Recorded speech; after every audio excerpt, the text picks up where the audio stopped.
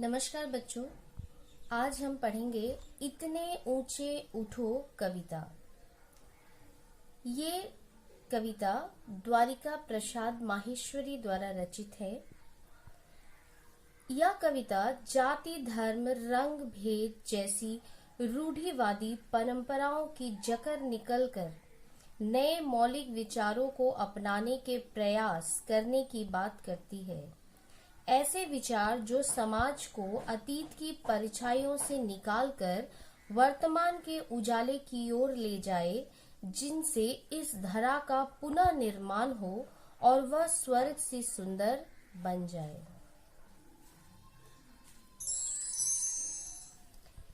इतने ऊंचे उठो कि जितना उठा गगन है, देखो इस सारी दुनिया को एक दृष्टि से, सिंचित करो धरा समता की भाव वृष्टि से। जाति भेद की, धर्म वेश की, काले गोरे रंग द्वेष की, ज्वालाओं से जलते जग में इतने शीतल बहो कि जितना मलय पवन है। इतने ऊंचे उठो। प्रस्तुत पंक्तियों में सभी भेदभावों से ऊपर उठकर समाज में समानता का भाव जगाने की बात कही गई है। प्रस्तुत पंक्तियों में कवि कहते हैं कि हमें नए समाज निर्माण में अपनी नई सोच को जाति, धर्म, रंग, द्वेष आदि जैसे भेदभावों से ऊपर उठकर सभी को समानता की दृष्टि से देखना चाहिए।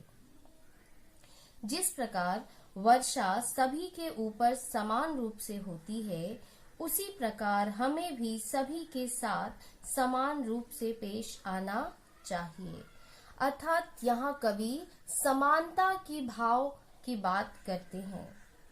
यहाँ ज्वालाओं से जलते जग में अर्थात हमें नफरत की आग को समाप्त कर समाज में मलय पर्वत से आने वाले हवा की तरह शीतलता और शांति लाने का प्रयत्न करना चाहिए।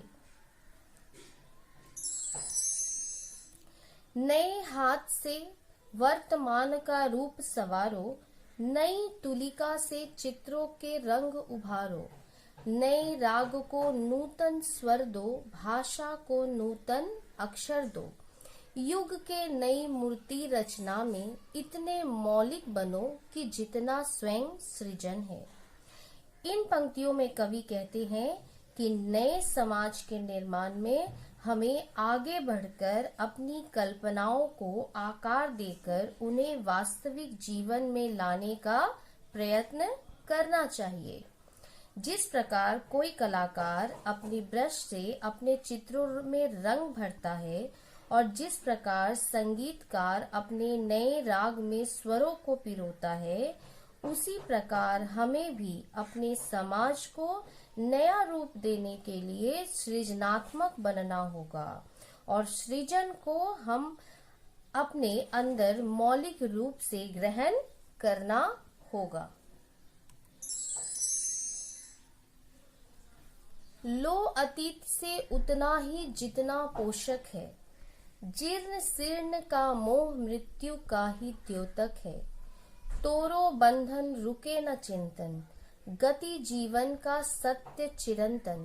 धारा के शाश्वत प्रवाह में इतने गतिमय बनो कि जितना परिवर्तन है। इन पंक्तियों में कवि कहते हैं कि हमें अपने अतीत में हुई बुरी घटनाओं को छोड़कर केवल अच्छी बातों को ग्रहण करना चाहिए, क्योंकि वे अच्छी यादें या घटनाएं ही हमारे भविष्य निर्माण में हमारे काम आएगी, जबकि बुरी घटनाएं हमें सदैव पीछे की ओर ही खींचेगी। इनसे हमारा विकास अवरुद्ध होगा।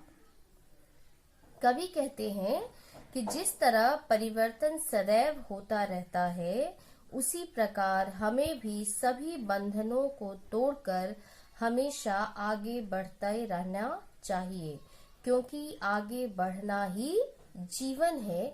यहाँ कवि गतिशील रहने के लिए कह रहे हैं। चाह रहे हम इस धरती को स्वर्ग बनाना, अगर कहीं हो स्वर्ग उसे धरती पर लाना। सूरज चांद चांदनी तारे सब है प्रतिपल साथ हमारे। दो कुरूप का रूप सलोना इतने सुंदर बनो कि जितना आकर्षण है।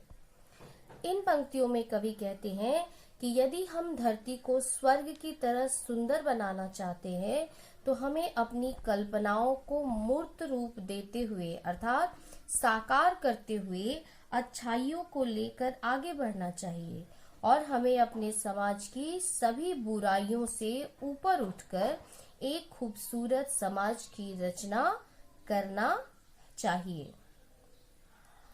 कवि कहते हैं कि हमें अपनी सोच और भावनाएं सदैव अच्छी रखनी चाहिए जिससे एक सुंदर समाज की रचना होगी और वह समाज सदैव विकास की ओर बढ़ता रहेगा। जिस प्रकार हम किसी आकर्षण की ओर खींचे चले जाते हैं उसी प्रकार अच्छी सोच के साथ हमें खुद को भी आकर्षण बनाना